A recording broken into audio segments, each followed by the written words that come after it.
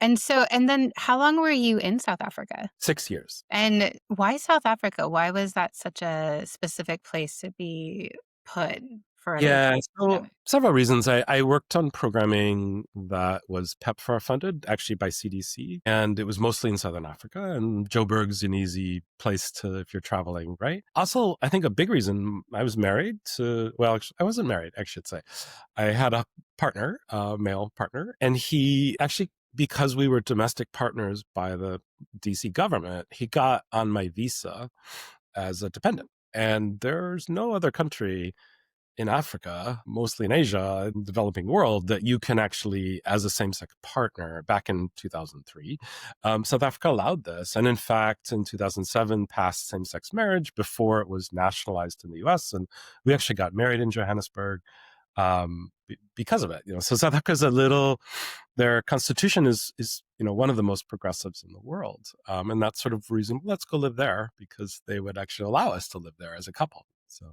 I mean, that's great to hear. Mhm. So I do have a question about this because I was talking with a Kenyan consultant. I was doing work in Lesotho. He was saying that one of the reasons South Africa is so progressive is because during sort of the revolutionary period against apartheid, there were strong backing of gay communities in the fight against apartheid, and because of that, they had like a bigger say in the government when it was transitioned. Do you know any is I'm It's fact true. checking. Yeah, I mean, there were several activists who, both black and white, who were openly LGBTQI plus, right? In the movement, and sort of took space and demanded it and got it, right?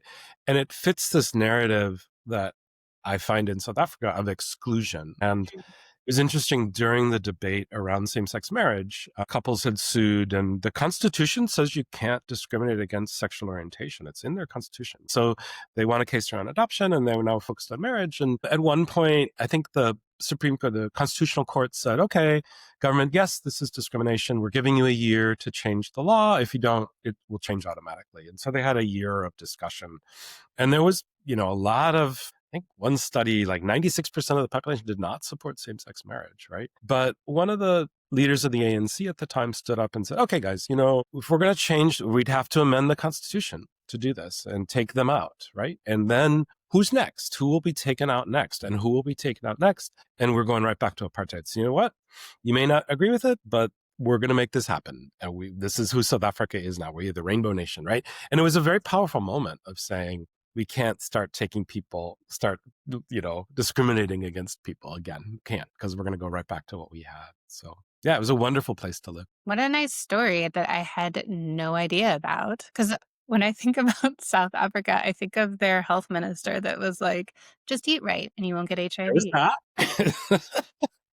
And a very strong treatment action campaign that is still strong, doing community-led monitoring for, with PEPFAR back last year, right? That said, no, we're going to fight that, right? And that really galvanized this activist movement from the apartheid movement into the treatment action campaign to say, no, we need treatment here. It's not just African garlic. African garlic is helpful, but so are these medications. Yeah. Did you say African garlic?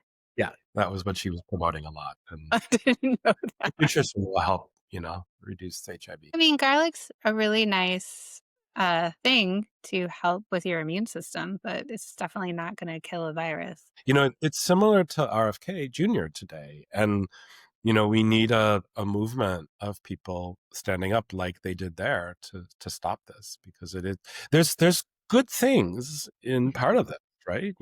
Food additives and things, but vaccines do work too, and they should not be, cast aside. It's also interesting to talk about the foundation of activism because all of this also is stemming from the activism against apartheid, Mhm. right? We still have rights. We're still going to fight. We can't start excluding. That's not who we are as a nation, and how that has combated different pieces that have cropped up over time in different areas, such as health and HIV. And then it seems that that's the work where you were focused at that time, was ensuring that that voice was still very clear and present around health and HIV.